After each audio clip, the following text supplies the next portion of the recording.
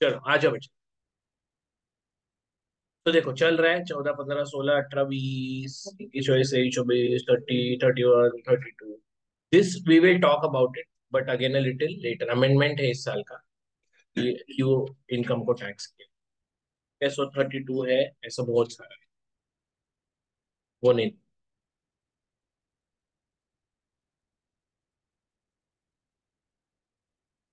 But I want you to be reading the concept of what बेटा, income. ये वही है जो हमने लास्ट टाइम देखा था। देन कम्स, याद है, सेक्शन 14(1)(4). 14 आपके पहली बारी किसका बारे में बात करता है बेटा? हेड्स ऑफ इनकम का बारे में बात करता है। तो you have salaries, house property, profits and gains from business and profession, capital gains and income from other sources. ये अपना 5 हेड्स ऑफ इनकम। नीचे the heads of income are mutually exclusive. इसका मतलब कैपिटल बजटिंग वालों, mutually exclusive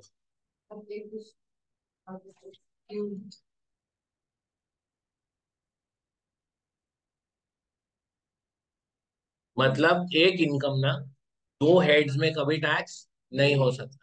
mutually exclusive का मतलब क्या? Selection of one will cause the rejection of what बेटा, अदर। करेक्ट है। तो एक इनकम एक टाइम पे एक ही हेड में क्या हो जाएगा बेटा? टैक्स हो जाएगा। तो an income which falls under what beta, one head, cannot be brought to tax under any of the other heads of income. The Income Tax Act contains the provision describing the incomes to be what beta included in each of the heads of income listed. Correct classification of income under the proper head is mandatory. Incorrect classification क्या होगा? But you should incorrect classification to obtain undue incentives in the law may lead to penalties and prosecution. तो अगर आपको फायदा उठाने के लिए आपने गलत क्लासिफाई किया इनकम, तो आपको पेनल्टी या प्रोसिक्यूशन भी हो सकता है। Everybody knows prosecution, right?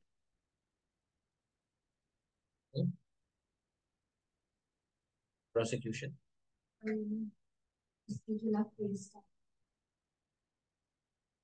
वही तो बोला अभी। नहीं, जो से बोलने का, jail jail, prosecution is jail. तो लिखा हुआ था, ऐसा बोर्ड है, ट्रेसपासर्स शैल बी प्रोसिक्यूटेड, है ना? प्रॉपर्टी पे बोर्ड रहता है। तो ट्रेसपासर्स मतलब बिना परमिशन के आप आओगे तो आपको हम जेल में डाल देंगे।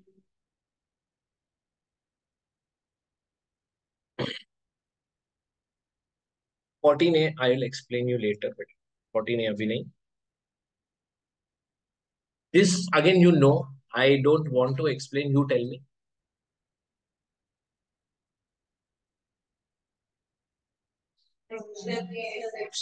कोई इधर अच्छे से बोलो, एक जन कोई अच्छे से। प्रोविजो का मतलब क्या बेटा? प्रोविजो एज यू से इज एन एक्सेप्शन क्रिएटेड। तो अगर मेन एक्ट का कोई एक सेक्शन है जो बोलता है कि ऐसे किया जाए, तो प्रोविजो आके उसका क्या करेगा बेटा? एक्सेप्शन क्रिएट करेगा, है ना? प्रोविजो बोलेगा कि ये केसेस में ऊपर वाला सीन एप्लीकेबल नहीं होता है। एन एक्सप्लेनेशन का मतलब क्या है? Obviously we will they will give a explanation. तो सेक्शन है, सेक्शन को बेटर इंटरप्रेट करने के लिए वो लोग क्या करते हैं बेटा? एक्सप्लेनेशन इंसर्ट करते हैं, ताकि हमको सेक्शंस और ज्यादा बेटर क्या हो सके बेटा? अंडरस्टैंड हो सके, है ना? So the provisos are a section or subsection clause spelled out the exceptions to the provisions contained in the respective section or subsection or a clause. The explanation to a section, subsection or a clause give a clarification relating to the provision contained in the respective section, subsection or a clause. ठीक है। फिर एक है ना, तुमको हमेशा ये term दिखेगा बेटा, सब्सटैंशियल इंटरेस्ट, है ना? तो सब्सटैंशियल इंटरेस्ट कब होता है कोई भी कंपनी में? Anybody? when do I when do I be said to have a substantial interest in a company? When I own कितना बेटा? 20% और more of the voting power, और I am 20% or more of what बेटा? Profit share in an entity। तो कहा जाता है कि I am having what बेटा? A substantial interest, है ना? 20% या उससे ज्यादा substantial interest, 50% से ज्यादा कंट्रोलिंग इंटरेस्ट, 50% से ज्यादा क्या होता है बेटा? Controlling interest. So if I hold more than 50%, तो I can control that company, right? 20% से ज्यादा क्या माना जाएगा बेटा? Substantial interest. Fair. Now coming to बेटा revenue receipts and capital receipts. क्या है capital and क्या है revenue? This you can read now. Read and then you tell what is capital and what is revenue.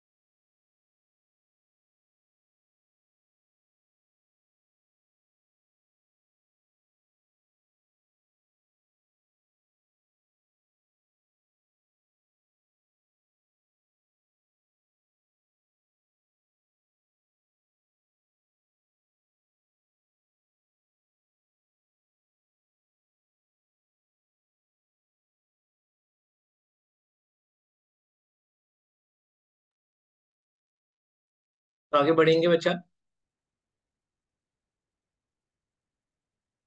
सो एक बार बताओ चलो फटाफट, क्या समझा तुमको capital receipts and revenue receipts? ठीक है, जरा अंडरस्टैंड करने का कोशिश करो।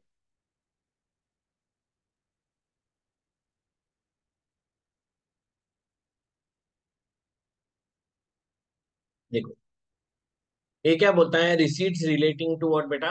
Fixed capital are capital receipt. Example, receipt on what बेटा? Sale of asset is a capital receipt. तो फिक्स कैपिटल है ना, फिक्स कैपिटल मतलब कैपिटल असेट, फिक्स्ड असेट्स के रिलेटेड कुछ भी रहेगा तो वो क्या बोलता है, वो कैपिटल रिसीट्स है ना। वही रिसीट रिलेटिंग टू व्हाट बेटा? Circulating capital. ठीक है, आर रेवेन्यू, जैसे स्टॉक वगैरह आपने सेल किया तो वो क्या है बेटा? Revenue receipts. फेयर है, ठीक है, चलो हम लोग मान लेते हैं। फिर बोलता है कि compensation received for extinction of a profit earning source in whole or in part is a capital receipt, whereas compensation received for loss of profits or what beta earning source is a revenue receipt. अभी what do you understand by this? तो इसको understand करो एक non competency agreement के हिसाब से। तो अपना क्लास है, मुझे ऐसा दिखा सामने एक और क्लास हुई, तो मैंने उसको बोला ये ले 2 करोड़ रुपया, तुम्हारा क्लास बंद करो। तो अब क्या हो गया बेटा, उसको कॉम्पनसेशन मिला एंड उसका ना एक प्रॉफिट अर्निंग सोर्स क्या हो गया? एक्सटिंक्ट हो गया। मतलब क्या हो गया? बंद हो गया। तो उसके लिए जो मैंने उसको कॉम्पनसेशन दिया वो क्या है बेटा? कैपिटल रिसीट है, क्योंकि एक सोर्स खत्म हो गया और सोर्स खत्म होने के बदले में उसको क्या मिला बेटा? कॉम्पनसेशन मिला। ठीक है, बट यहाँ पे ये क्या बोलता है कि if you receive a compensation for what बेटा? लॉस ऑफ प्रॉफिट और earnings, that is a revenue receipt. तो लॉस ऑफ प्रॉफिट और अर्निंग्स के वजह से अगर कॉम्पनसेशन मिला के लिए तो वो क्या माना जाता है? रेवेन्यू। ठीक है, फॉर एग्जाम्पल मान के चलो कि मेरा एक सप्लायर था।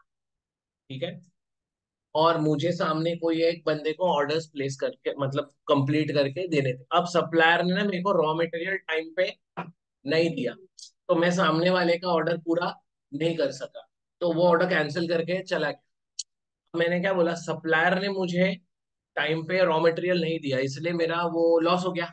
तो मैंने सप्लायर को बोला भाई तू ही मुझे इसको क्या करेगा? कॉम्पनसेट करके देगा। तो अब उसने कॉम्पनसेट जो किया है वो बिजनेस बंद होने के लिए, बिजनेस तो चल रहा है बट बिजनेस में मेरा क्या हुआ? लॉस हुआ, उसके लिए कॉम्पनसेशन मिला। ओके, तो वो जब अब कॉम्पनसेशन मिलेगा वो मेरे लिए रेवेन्यू होगा। तो तुमको समझता है मैंने क्या बोला बेटा? अगर मेरा बिजनेस एग्जैक्टली बंद हो गया और वो बिजनेस बंद होने के बदले में मुझे कॉम्पनसेशन मिला तो कैपिटल, पर बिजनेस में कोई लॉस हुआ और लॉस को किसी ने क्या किया बेटा? कॉम्पनसेट किया, तो वो क्या माना जाएगा? रेवेन्यू। ये तुमको समझ रहा है? ठीक है, तो that is what they are trying to tell us. Then बेटा देखो, अगेन ये उसके जैसे ऊपर वाले जैसा कि रेसिप्ट इन व्हाट बेटा? Substitution of source of income is a capital receipt, that is compensation receive for loss of employment. Same है ना बेटा, जैसे सामने का सोर्स बंद हुआ वैसे एम्प्लॉयमेंट भी मेरा एक सोर्स था, वो भी बंद हो गया। अभी एम्प्लॉयमेंट बंद हो गया, मुझे एम्प्लॉयर ने क्या किया? कॉम्पनसेशन दिया, तो वो मेरे लिए क्या माना जाएगा? Capital receipt. But again a receipt in substitution of income is going to be what बेटा? Revenue receipt. तो इनकम के बदले कोई और पैसा मिला तो वो क्या माना जाएगा? रेवेन्यू। देन बेटा capital receipts are exempted from tax unless expressly what बेटा? Taxable. I may not want to write here exempted, ठीक है, वी कैन राइट प्लीज कि कैपिटल रिसीट्स आर व्हाट बेटा? इधर लिखो, not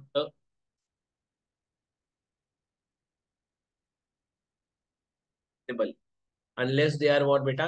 Expressly taxable, whereas revenue receipts are taxable unless they are expressly exempt. I think I am okay with that. ठीक है, ये तुमको समझा चुका। Again compensation received for relinquishing interest in whole or in part in a capital asset is also a capital receipt. Again मेरा capital asset में मैंने मेरा जो इंटरेस्ट है, मेरा जो राइट्स है वो कंप्लीटली क्या किया? रेलिंक्विश किया, तो भी वो कैपिटल रिसीट है। But compensation received for relinquishing interest in what बेटा? स्टॉक इन ट्रेड, ये ना बेटा फर्स्ट वाले का ही भाई है। कैपिटल रिसीट के अगेंस्ट पैसा मिला तो कैपिटल असेट के अगेंस्ट पैसा मिला तो कैपिटल रिसीट, और रेवेन्यू असेट के अगेंस्ट पैसा मिला तो रेवेन्यू। सेम है, उसी का दूसरा एक वेरिएंट है। Then profits from transaction outside the purview of regular trading activities of the assessees are what बेटा capital. जैसे बेंच बेच के पैसा कमा, रेगुलर एक्टिविटी के बाहर का चीज. But profits from transaction entered into in the course of business regularly carried on by the SSE on or incidental to it associated with the business are what बेटा revenue. है ना, जैसे पढ़ा के पैसा कमाना, फिर वो एक बच्चे को मैंने पढ़ाया था, बार बार नहीं भी पढ़ा रहा हूँ, पर वो in the course of regular business है, तो वो क्या रहेगा बेटा, रेवेन्यू. मैं ये भी आपको ऑलरेडी बता चुका. Subsidy is treated as revenue capital receipt up if it is again given to set up a new business or complete a project or acquire an asset, मतलब capital sources के related. But again subsidy मिला is treated as a revenue receipt if it is given for what beta an existing business or to meet any specific revenue expenditure by way of reimbursement of what beta such a expense. Then profit on sale of shares or securities which are purchased as a investor, क्योंकि investor के लिए ये shares और security stock in trade नहीं होते, तो उसके लिए क्या हो जाएगा बेटा, कैपिटल रिसीट. वही हमने बोला, कोई शेयर ट्रेडिंग फर्म है जिसका काम ही है शेयर्स खरीदना और बेचना, उनके लिए तो स्टॉक इन ट्रेड है बेटा. तो profits from sale of shares which were acquired in the ordinary course of business as a dealer are going to be what beta, revenue. ठीक है, this is how we look into the differentiation of capital receipt and revenues.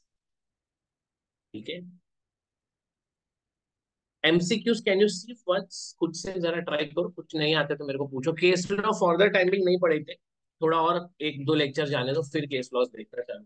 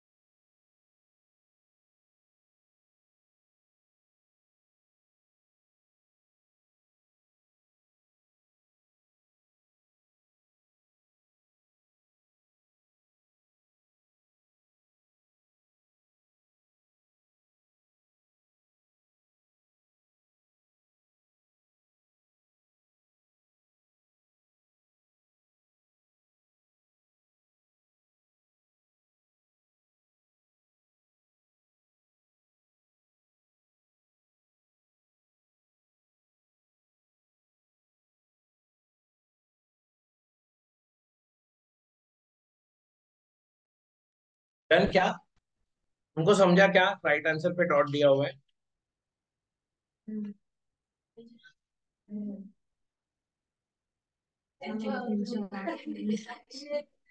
नहीं समझा? Good. Observe करना सीखो। देखो अभी तक नहीं समझा।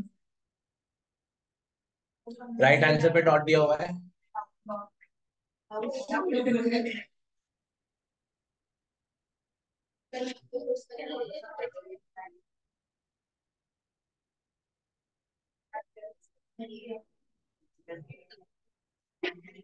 चले आगे। So that takes care of अपना फर्स्ट चैप्टर, फर्स्ट ने रादर सेकंड चैप्टर का ए पार्ट। अब है ना एज अ फॉर्मेलिटी बेटा, बंद करना पड़ेगा ना, हम लोग भी याद नहीं दिलाते।